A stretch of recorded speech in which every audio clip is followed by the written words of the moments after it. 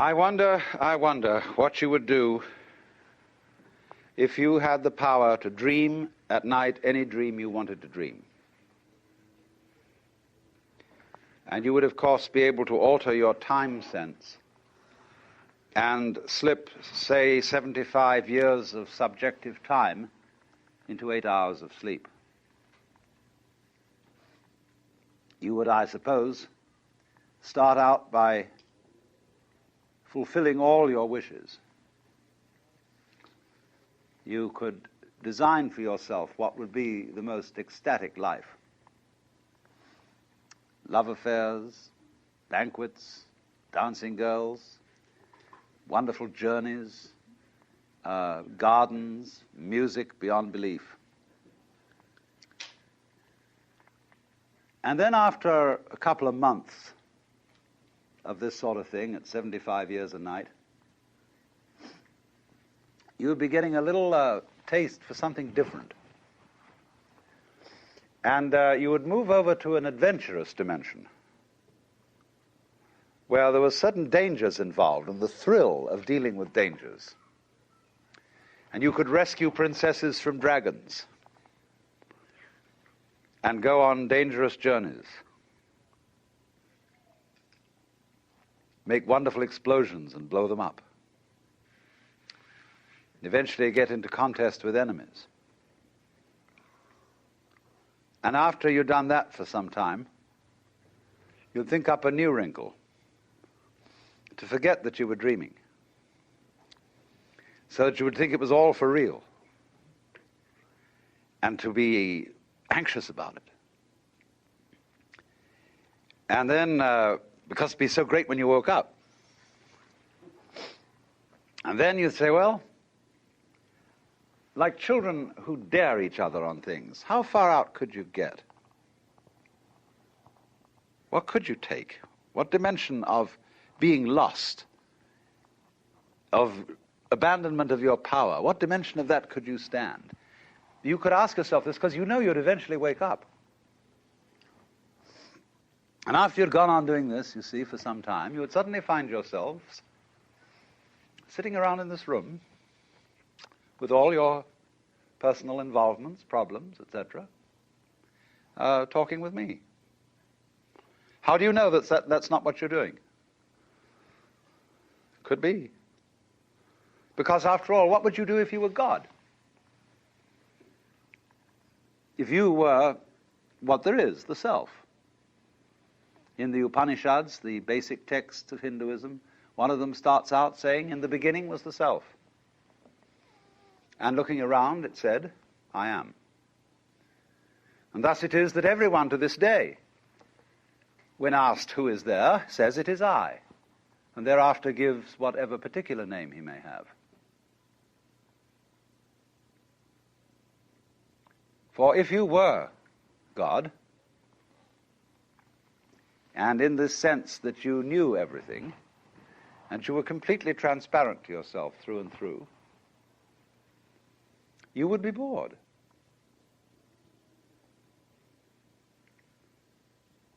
Because if, looking at it from another way, we push technology to its furthest possible development, and we had, instead of a dial telephone on one's desk, a more complex system of buttons, and one touch beep would give you anything you wanted, Aladdin's lamp, you would eventually have to introduce a button labeled surprise. Because all perfectly known futures, as I pointed out, are past. They have happened, virtually.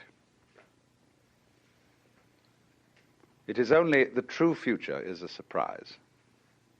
So if you were God, you would say to yourself, man, get lost. And it's strange that this idea is obscurely embedded in the Christian tradition, when in the Epistle to the Philippians, St. Paul speaks of God the Son, the Logos, the Word of God, who is incarnate in Christ, and says, "Let this mind be in you which was also in Christ Jesus, who, being in the form of God, thought not equality with God a thing to be clung to, but made himself of no reputation, and humbled himself, and was found in fashion as a man, and became obedient to death." Same idea. Same idea as the idea of the dream. You get that very far out dream of getting as extreme as you can get. And so this then is the basis of the Hindu view of the universe and of man. The Hindu looks upon the universe as a drama. The Westerner, of course, looks upon the universe as a construct, as something made. And it is not therefore insignificant that Jesus was the son of a carpenter.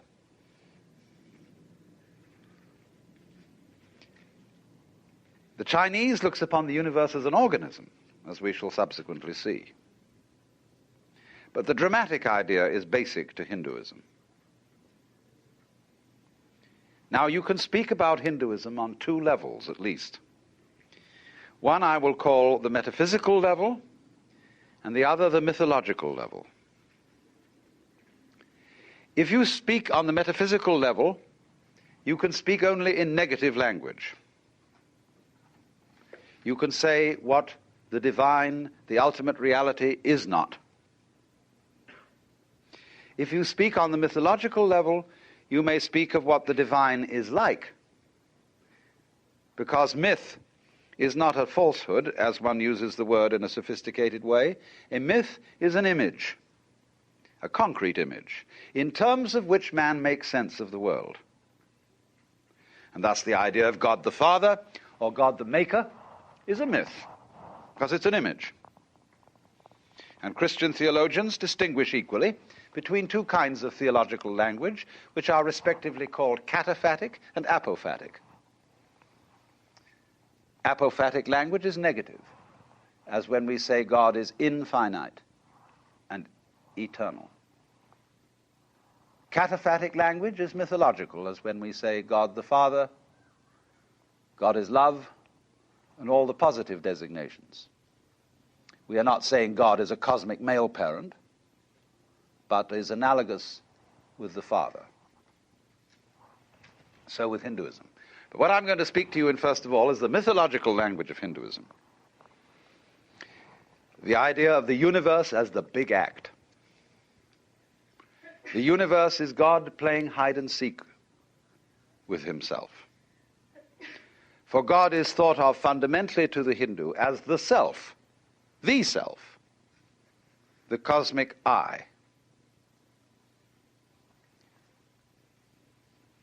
And it is a basic proposition for the Hindu that only the self, the Godhead, is real. There is nothing other than the Godhead. So that the appearance, the feeling that there are other things than the Godhead is called Maya.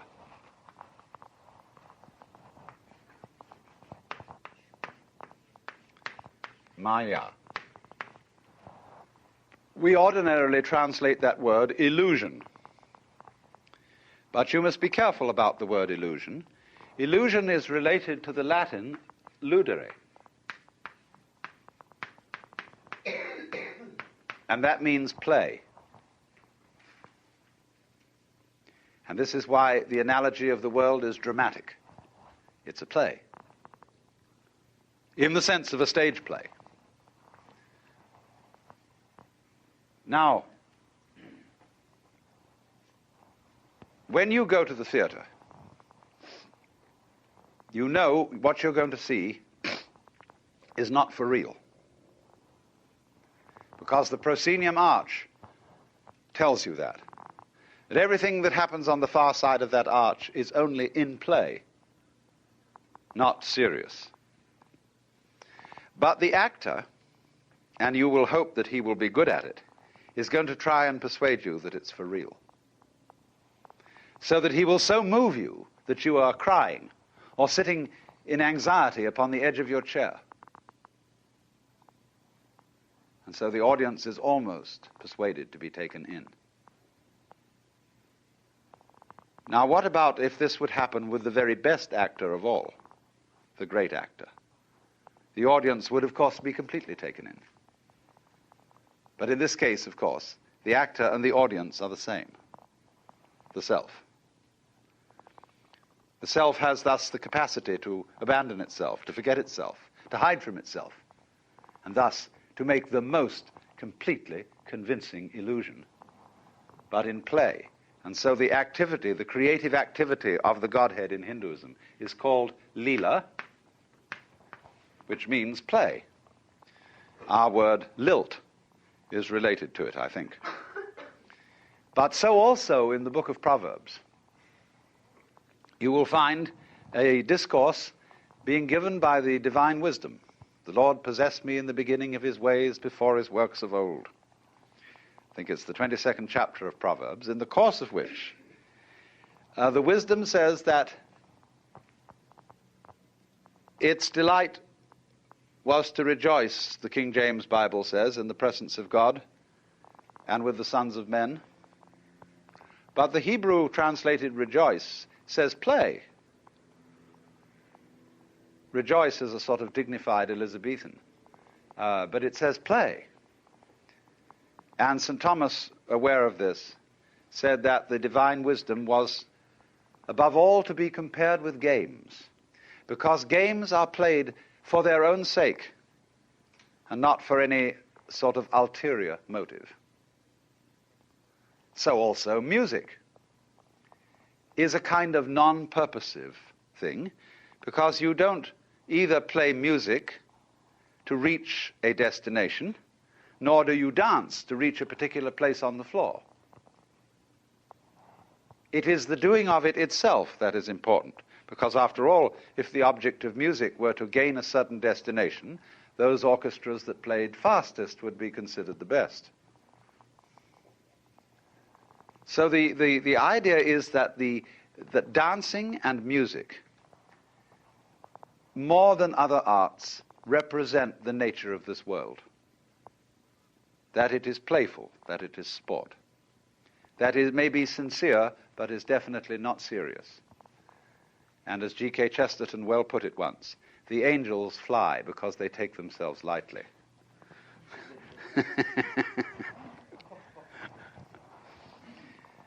How much more so the Lord of the angels?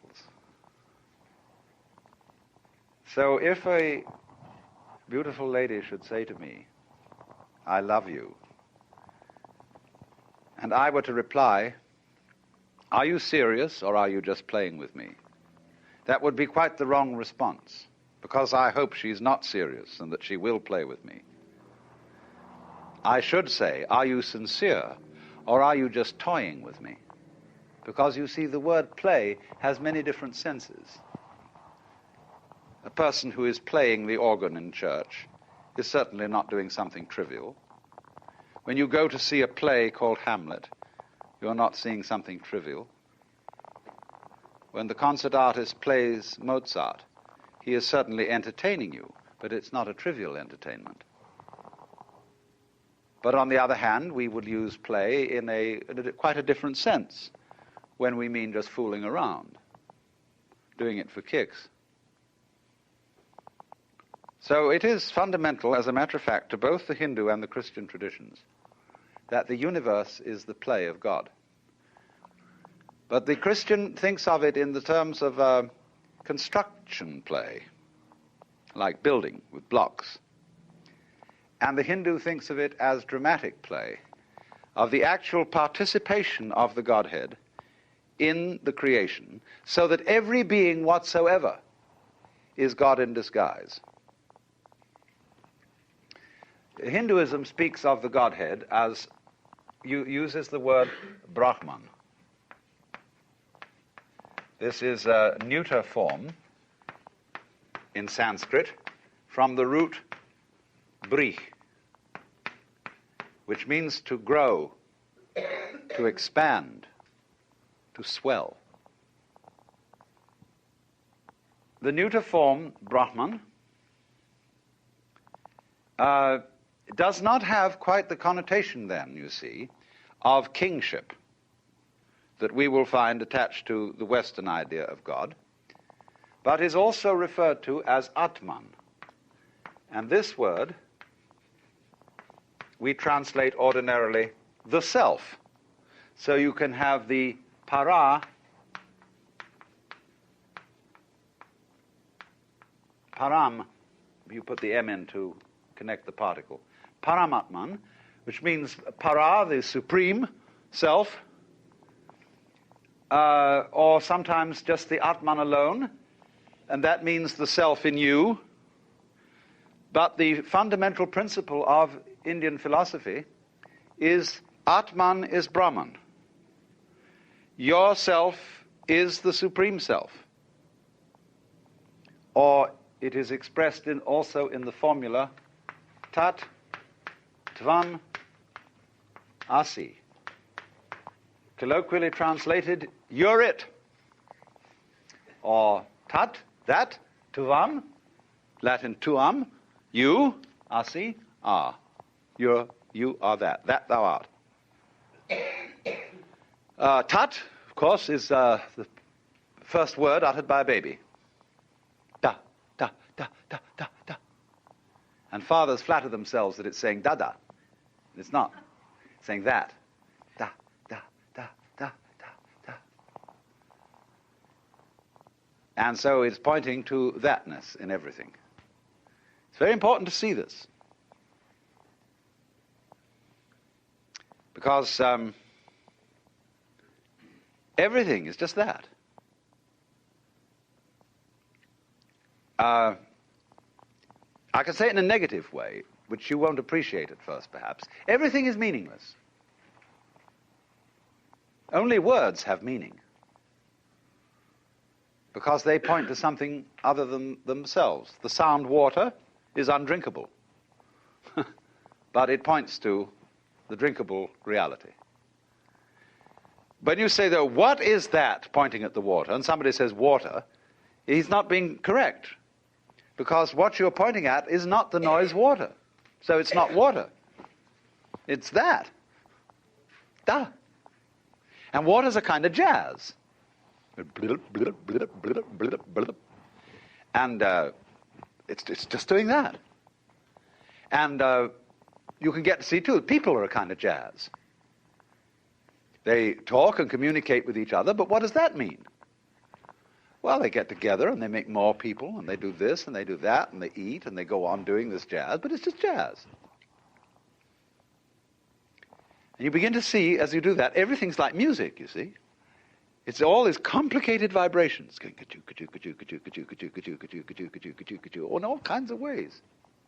That's that, or thatness, ta-ta-ta, also called in Sanskrit. So anyway, this is the fundamental notion that you are really what there is, the works. Only you're playing hide and seek with yourself. And on a stupendous scale. Hindus measure time in units which in Sanskrit are called kalpa.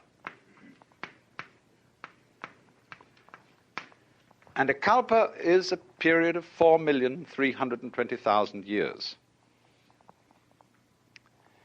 And there are two kinds of kalpa. One is called manvantara,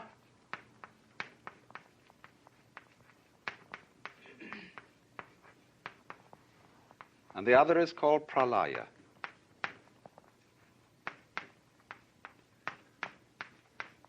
Manvantara is the kalpa in which the universe is manifested, in other words, in which God puts on his big act.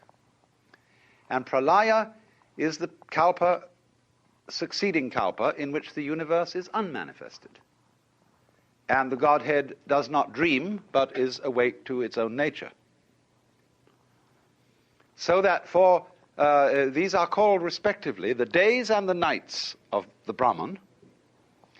And this goes on forever and ever and ever and ever. the days and nights adding up into years and centuries and eons. They speak of crore. There's a Sanskrit measure, crore, C-R-O-R-E. A sort of a word that really I think means umpteen. Crores of kalpas. And this is the in-breathing and the out-breathing. There's the word hangsa. And this word in Sanskrit, hangsa, means a swan or a big water bird, like a gander. There's a myth that there is in the beginning the divine bird which lays the egg of the world. And the egg splits, and the upper is the heavens, and the lower is the earth. Now, so when the worlds are manifested, the Lord breathing out says, hung. And when the worlds are withdrawn, the breath comes back, hung. But if you say hung, sa, hung, sa, hung, sa, hung, it becomes sa, hung, sa, hung. Sa, ahang, that means, sa means that, the truth, ahang, I am that. It's like, imagine, when we get to the final moment in which the world is blown up. You know, imagine the countdown. This is the end. Somebody's pushed the button. 8, 7, 6, 5, 4, 3, 2, 1.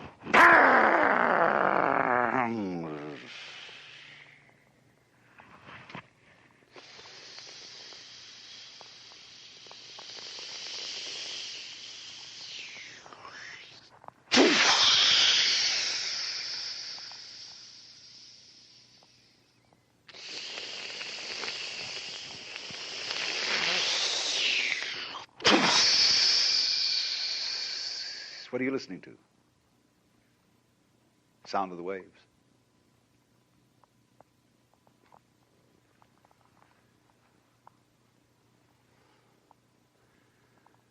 And you can sit and listen to the little waves on the seashore. And you'll get back here into this kind of thinking, and you're hearing the ocean of the universe going. And that's your breathing, too. It's all one rhythm.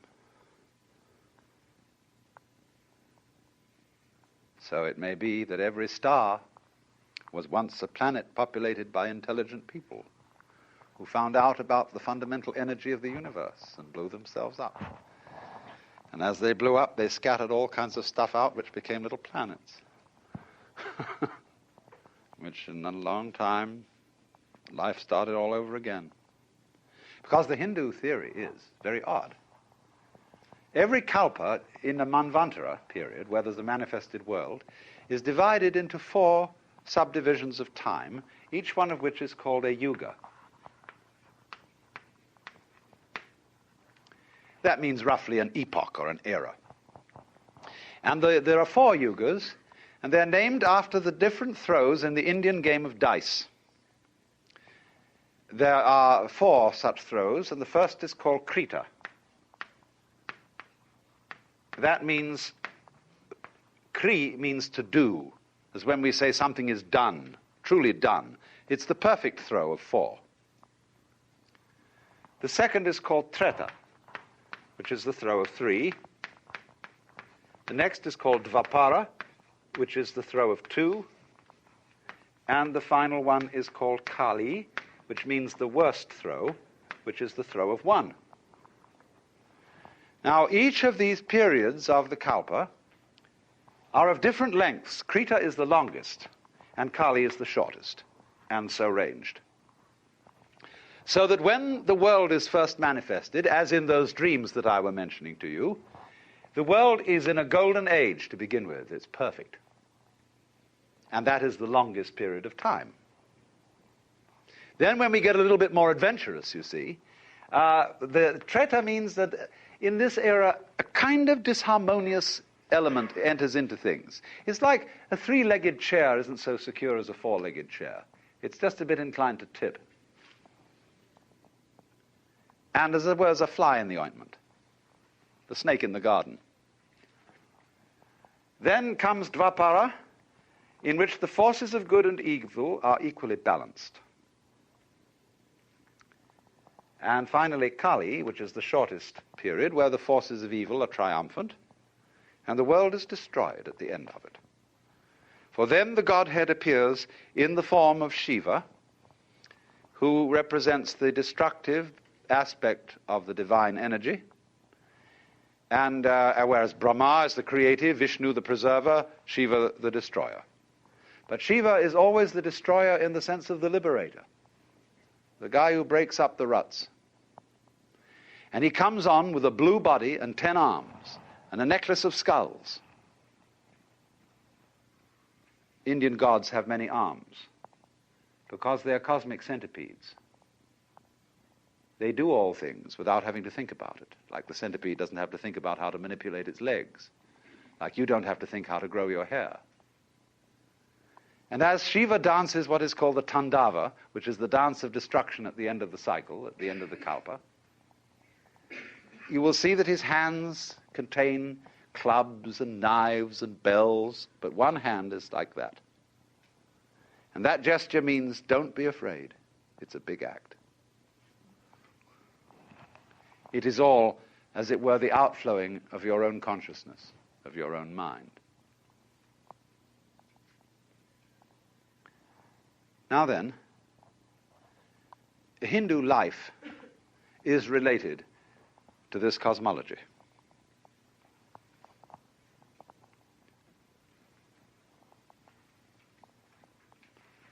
And the objective of life is, of course, in the end, to wake up from the dream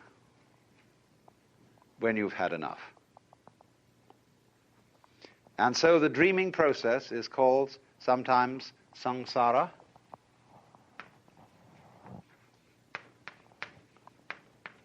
Samsara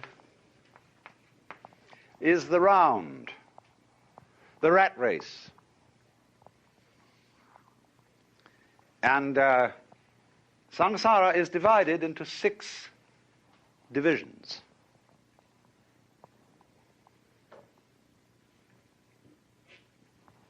I better draw a map, I think. This is common, you see, cosmology to both the Hindus and the Buddhists. This is the world of the Deva. And this is the same root from which we get both divine and devil. But Deva means angel. The highest and most successful beings in the universe. And so opposite, this is the world of Naraka, who are the most unsuccessful. These are the purgatorial worlds of extreme suffering. This is the world of Ashura. They are also angels, but they're angry angels, representing the wrath potential of energy. This is the world of animals. This is the world of Preta, for which we have no English equivalent. They are hungry or frustrated spirits who have enormous stomachs but mouths only the size of needles. Vast appetite and no means of fulfillment. And this is the Manu world, that is to say, the world of man. You don't have to take this literally. You could say, when you're extremely happy or ecstatic, you're here. When you are miserable, you're here. When you're dumb, you're here. When you're mad, you're here. When you're frustrated, you're here. But when you're more or less your normal, rational self, you're here. Now, so all life, through the period of the kalpas, goes grinding around this wheel. And if you go up, and you succeed, and you get to the top, you have to come down. They don't see success, in other words, in the world as a method of liberation, because it implies failure. So the idea of liberation, which is called moksha,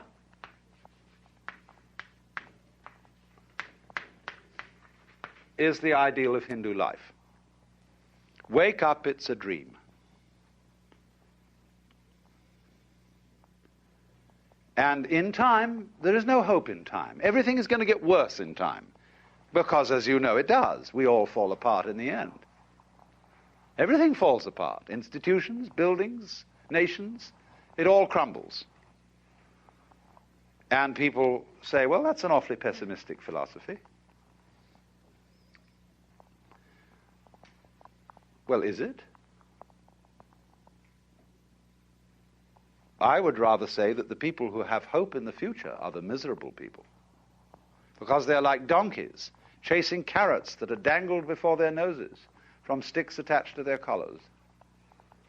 And they pursue in vain, always hoping that tomorrow will be the great thing, and therefore incapable of enjoying themselves today. People who live for the future never get there, because when their plans mature, they are not there to enjoy them. They're the sort of people who spend their lives saving for their old age and trying to teach their children to do the same thing, so that when they retire at 65, they have false teeth and wrinkles and prostate trouble and all that sort of thing. Where were you going? What did you think it was all about? Furthermore, the fact that life is transient is part of its liveliness. The poets, in speaking of the transience of the world, always utter their best poetry.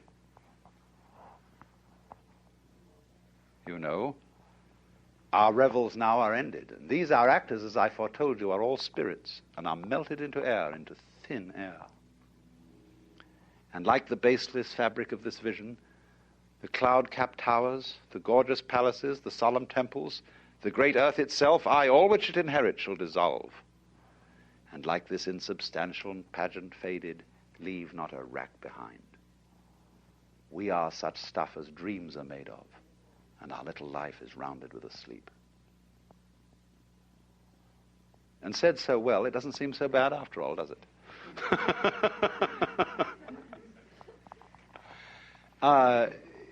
You see, there's always in the poetry of evanescence a kind of funny nostalgia.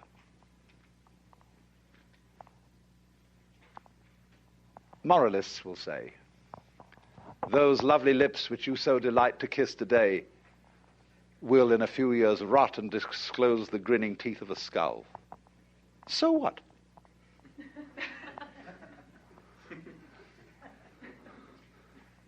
The skull says, lying in the grass, chattering finch and waterfly are not merrier than I. Here among the flowers I lie, laughing everlastingly. No, I may not tell the best. Surely, friends, I could have guessed. Death was but the good king's jest. It was hid so carefully. And monks used to keep skulls on their desks. And people nowadays think that was very morbid. But it's only, I went and visited a chapel in the Via Veneto in Rome, where there's a crypt where all the altar furnishings are made out of human bones. The altars are piles of skulls. There are rib bones arranged across the ceiling like floral patterns with vertebrae representing flowers. And they're all dead Capuchin monks. And there's a funny little monk collecting the admissions up at the top.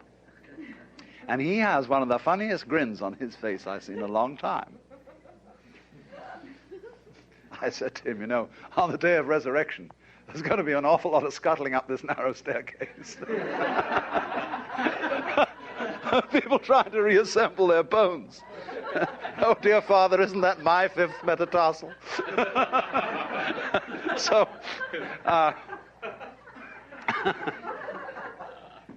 the whole idea, you see, is that everything's falling apart. So don't try and stop it.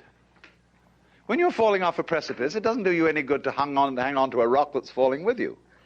See? But everything is doing that. And so, again, this is another case of our completely wasting our energy in trying to prevent the world from falling apart. Don't do it. And then you'll be able to do something interesting with the free energy. So that's moksha.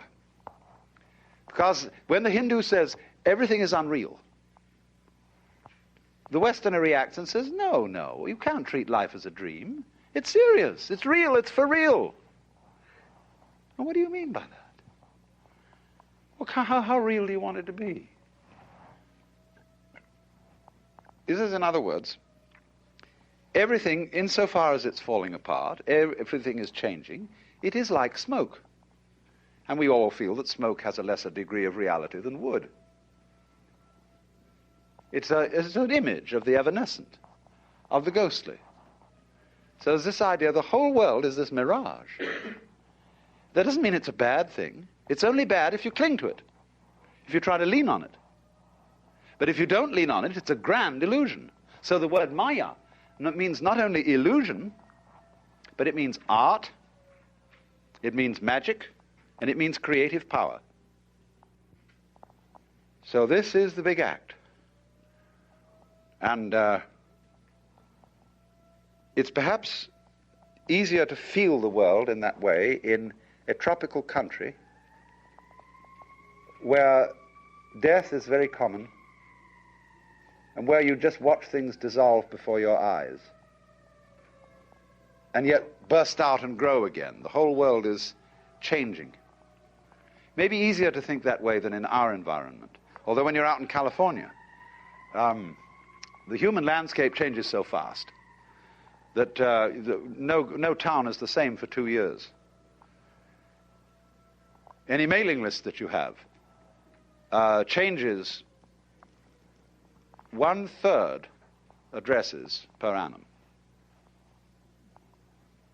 Nothing stays put. The hills are shadows and they flow from form to form and nothing stands.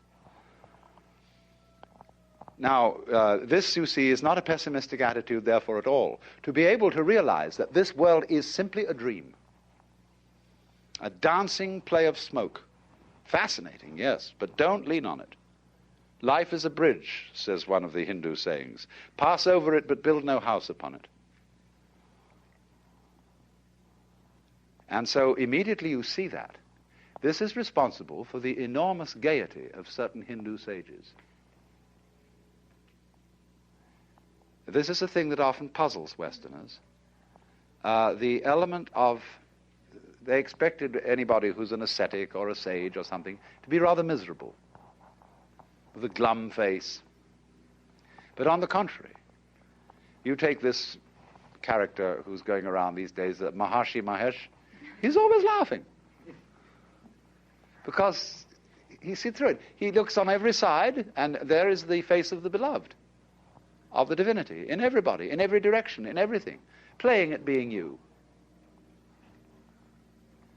And you can look down into a person's eyes, way, way in, and you see the self, the eternal divine. And what is so funny, when it puts on an expression, saying, what, me?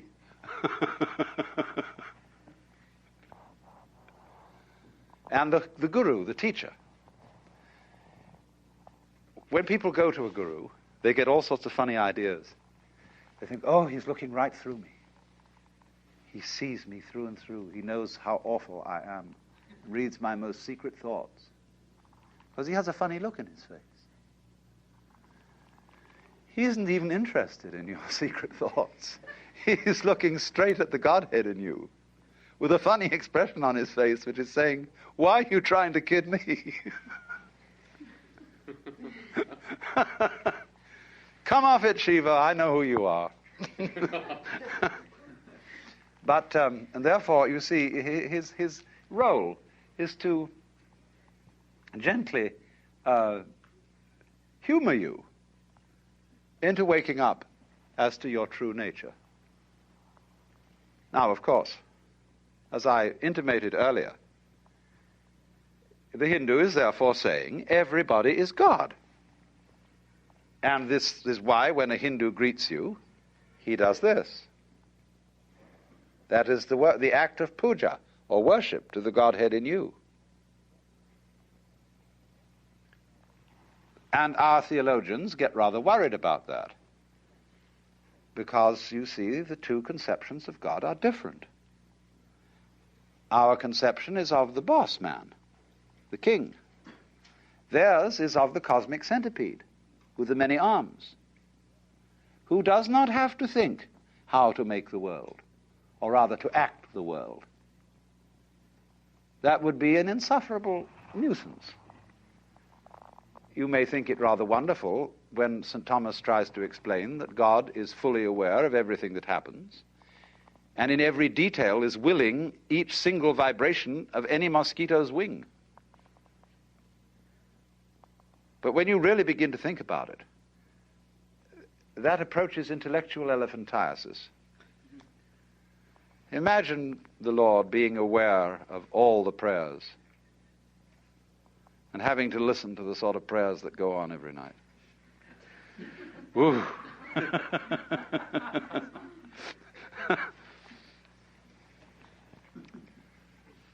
God heard the embattled nation shout, "Gott strafe England, and God save the king. God this, God that, and God the other thing. Good God," said God, "I've got my work cut out."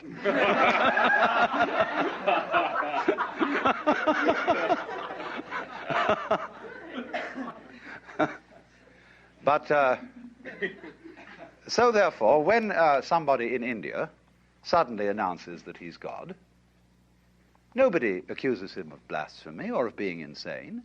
They say simply, "Congratulations, at last you found out." And they don't immediately request a miracle. As you see, if we get across someone who says, "I'm God," or "I'm Jesus Christ," they say what they said to Jesus Christ in the first place. "Command that this bread, these stones be made bread." And you know, he used to wangle out of it by saying, "A wicked and deceitful generation seeketh after a sign, and there shall no sign be given." The Hindu would say, "But there is no point in changing it. It's going the way I want it to anyhow." Only really and truly, there is not this idea of God the technician, but rather the power of omnipotence is not to be able to do anything, but to be doing all things, whatever it is that's going on, and spontaneously, without having to think about it, which is very clumsy. Now then, I must say something about how then this relates to the life of the Hindu. Hindu divide life into certain stages, what are called the ashramas. The first is called brahmacharya, the second grihastha, and the third vanaprastha. Brahmacharya means the stage of the student, the apprenticeship. Grihastha, the stage of the householder. And vanaprastha, the stage of the forest dweller. This is related to cultural history of early India. Before we have agrarian communities, we have a hunting culture, which is on the move. In a hunting culture, every male knows the whole culture. There is no division of labor. And the holy man of the hunting culture is, of course, called a shaman. A shaman is a realized man, a man who knows the inner secret. He's seen through the game. And he finds it by going away alone into the forest. And cutting himself off from the tribe. That is to say, from social conditioning. And he goes maybe for a long period into the forest and comes back. He's found out who he is. And he sure isn't who he was told he was. But as hunting cultures settle into agrarian patterns of life, what do? They build a village.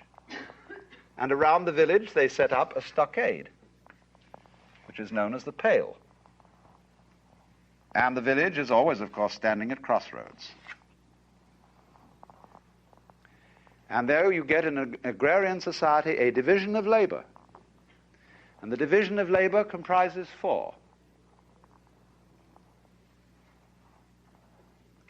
In medieval Europe, we call them lords spiritual, lords temporal, commons, and serfs. In India, they are Brahmins, Kshatriya, that means fighters,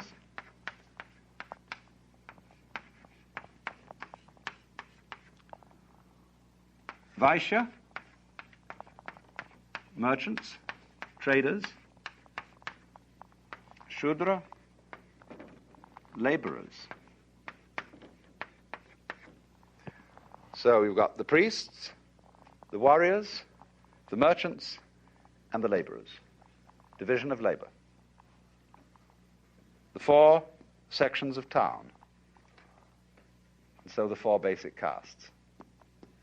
So when you are born into a caste, and your duty as a grihasta or householder is to fulfill your caste function and to bring up a family. When you've done that, you go back to the forest, back to the hunting culture, and you drop your role, and you become nobody. A shaman again. So a Hindu calls one who does this a shramana, which is of course the same word as shaman. And the Chinese call him a xia man. Shaman. A shaman is an immortal. Why immortal? Because it's only the role that's mortal. The big front, the persona. The one who you really are, the common man, that is to say the man who is common to us all, which you could call the son of man, that's the real self. That's the guy who's putting on the big act. And of course he has no name. Nobody can put the finger on him, because you can't touch the tip of the finger with the tip of the finger. So that means in practice then that when you hand over your vocation in life, which is called your svadharma, that means sva, that's the same as the Latin suus, one's own. Dharma means function. Your own function, or we would call your vocation. When you've completed it, you drop out and become nobody, because you're going to find out now who you really are. You're no longer Mr. Mukhopadhyaya, who is a cloth salesman. You drop that name, and you take on one of the names of God, Swami Brahmananda, Swami, bliss of Brahman. And you may go quite naked, like the Shivite holy men. No clothes. And they just go out and wander and don't make any provision for anything. They literally take no thought for the morrow, what you shall eat, what you shall drink, or wherewithal they shall be clothed. But you see, people respect them. They say, yeah, we got to have those people up there, because they are doing what human being is ultimately supposed to do, and we shall do it in our turn. And so give them some food. Now, naturally, caste, holy men, and all that kind of thing can be exploited. Anything can be exploited and abused. And we can look at it all and say, what a mess. Why don't you do something for yourselves? Why don't you kill the sacred cows and eat them? Why don't you clean up? Why do you permit all this disease?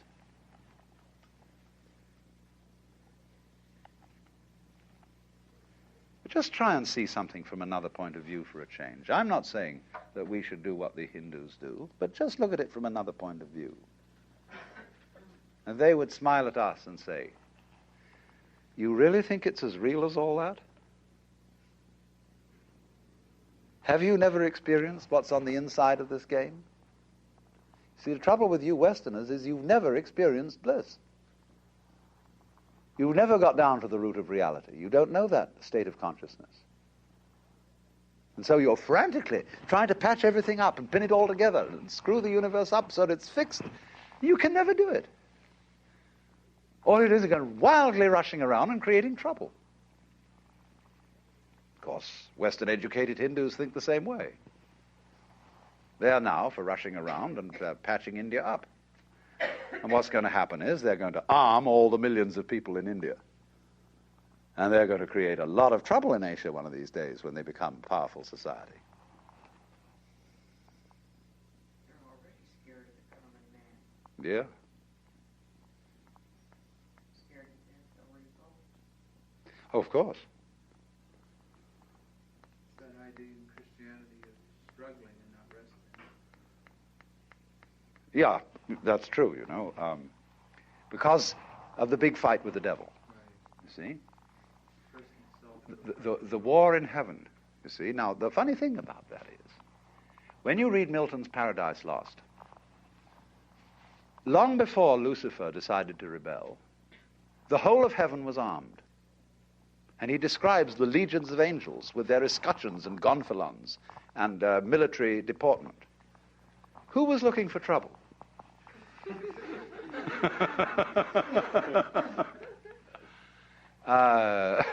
Lucifer was a good guy back then, see? The bearer of light.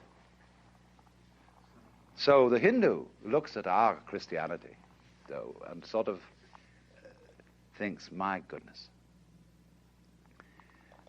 here is the eternal self. But in the idea of Christianity, the Godhead is having a real far-out one. Because not only is he incarnating himself, say, as some wretched beggar, but he's incarnated himself as a Christian soul who believes that in this one short life he will decide his eternal destiny. And the possibilities of making a mistake are far greater than of being a lousy beggar. The possibility involved in the Christian gamble is to fry in hell forever, and ever and ever and ever. Even the Avicii hell at the bottom of the Naraka only goes on for about one kalpa. But the everlasting damnation, what an idea. So the Hindu says, bravo, God has really done a dare on himself this time to be a Christian soul.